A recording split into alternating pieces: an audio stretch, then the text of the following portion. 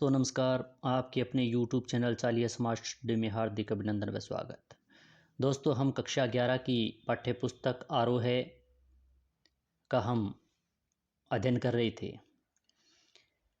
कक्षा 11 के आरोह में हमने 1 से लेकर 2 पाठ यानी पहला और दूसरा अध्याय पद्य यानी काव्यखंड का हमने अध्ययन कर लिया था, कबीर जी और मीरा का।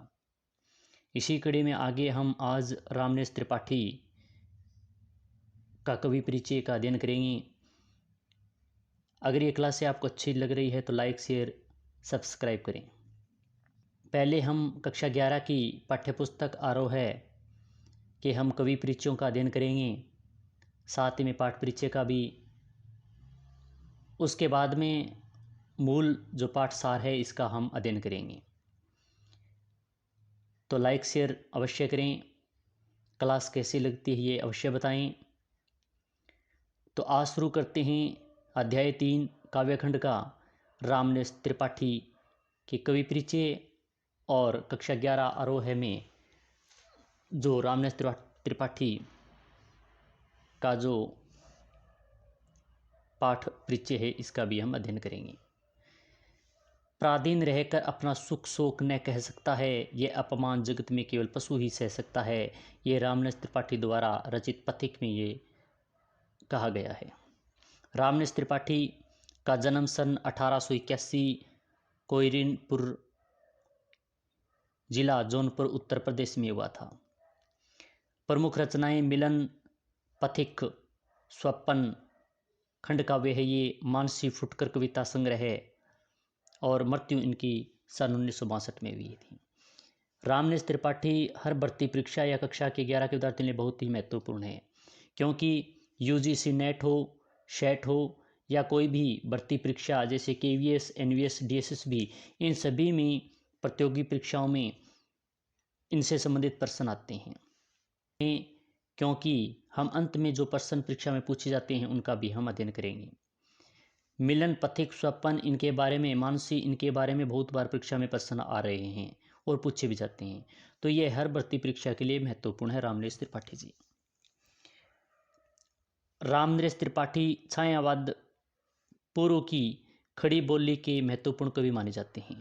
या रामनेस त्रिपाठी जी हैं वो छायावाद की पूर्व जो खड़ी बोली है इसके महत्वपूर्ण कवि माने जाते हैं। आरंभिक शिक्षा पूरी करने के बाद स्वाध्याय से हिंदी, अंग्रेजी, बंगला और उर्दू का ज्ञान प्राप्त किया। यानी रामनेस त्रिपाठी जी ने आरंभिक जो शिक्षा थी वो तो प्राप्त कर ली थी, उसके बाद ने स्वयं उन्होंने पढ़कर स्वयं के ज्ञान से हिंदी, अंग्रेजी, बंगला और उर्दू का ज्ञान भी प्राप्त किया। इन्होंने उस समय के कवियों के प्रिय विषय समाज सुधार के स्थान पर रोमांटिक प्रेम को कविता का विषय बनाया। यानी उस समय समाज सुधार के विषय में अत्यधिक कवि लिख रहे थे, उनके बारे में विचार कर रहे थे। तो उन्होंने रामनेस त्रिपाठी जी ने क्या किया कि रोमांटिक जो प्रेम होता है उनके विषय में, उनको विषय बनाकर इनके बारे में उन्होंने कविता लिखने प्रारंभ कर दी। उनकी कविताओं में देश प्रेम और व्यक्तिगत प्रेम दोनों मौजूद हैं।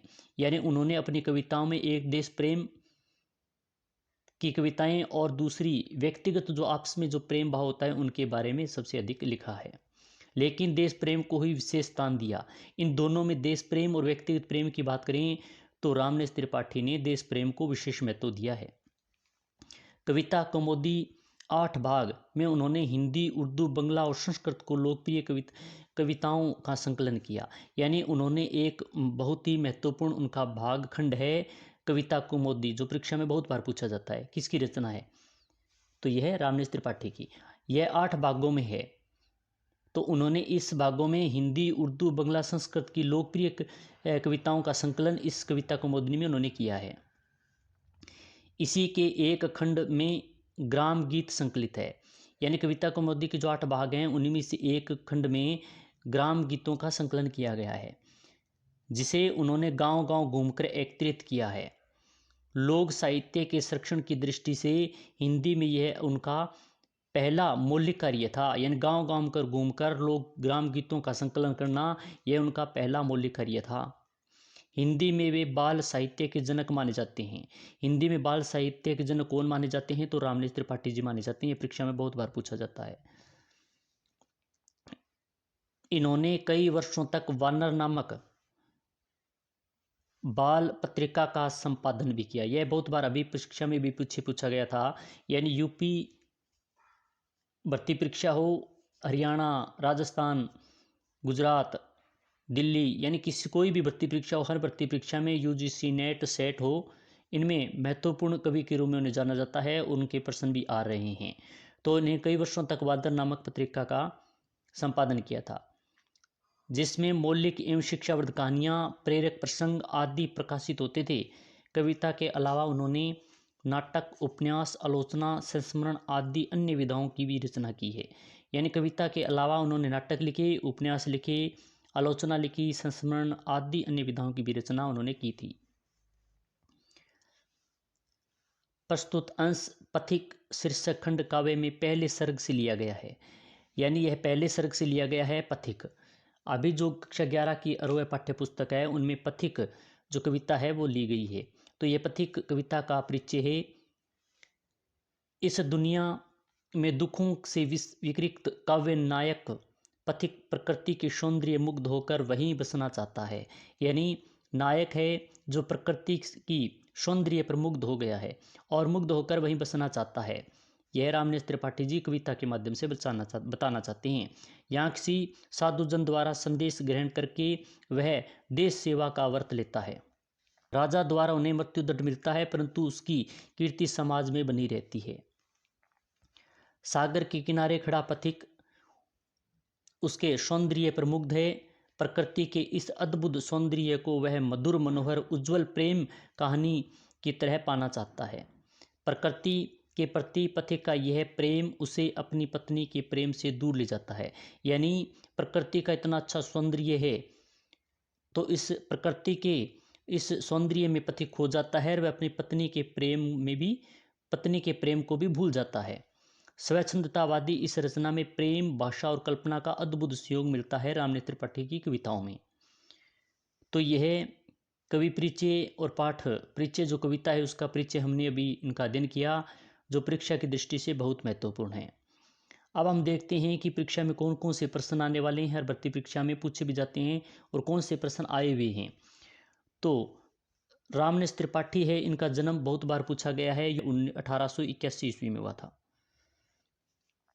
कहाँ पर हुआ? तो कोयरनपुर, जिला जौनपुर, उत्तर प्रदेश में। इनकी रचनाओं के बारे में तो first grade, second grade, PGT, TGT सभी में पूछा जाता है। बहुत बार आता है, यूजीसी नेट और सेट में भी तो आता ही आता है। उनकी रचनाएं मिलन, पथिक, स्वप्न, मानसी, ये फुटकर कविता, ये भी बहुत बार परीक्षा में पूछा जाता है। मानसी, खड़ी बोली, छायावादी कवि हैं, ये भी परीक्षा में पूछा जाता है। समाज सुधार के लिए उन्हें कार्य किया। और सबसे महत्वपूर्ण इस पाठ में जो पूछा जाने वाला है, कविता को मोदी 8 भागों में, यह किसकी रचना है? तो रामनेश त्रिपाठी की। इसी के साथ ग्राम गीतों का संकलन, ये भी परीक्षा में पूछा जाता है। और इसी के साथ एक और महत्वपूर्ण प्रश्न है, कई वर्षों तक उन्होंने बानर नामक बाल पत्रिका का संपादन किया। यह बहुत बार परीक्षा में पूछा जाता है। और कक्षा 11 की अरोह में जो कविता ली गई है उसका नाम है पथिक, जो परीक्षा की दृष्टि से बहुत ही महत्वपूर्ण है। तो आज हमने यूजीसी नेट, सेलेट, हर भर्ती परीक्षा के लिए रामनेश त्रिपाठी जी का कवि परिचय पढ़ा। ये क्लास आपको अच्छी लगी तो लाइक, शेयर, सब्सक्राइब करें। साथ ही में बेल आइकन दबा लेना। इसी के साथ जय हिंद, जय भारत।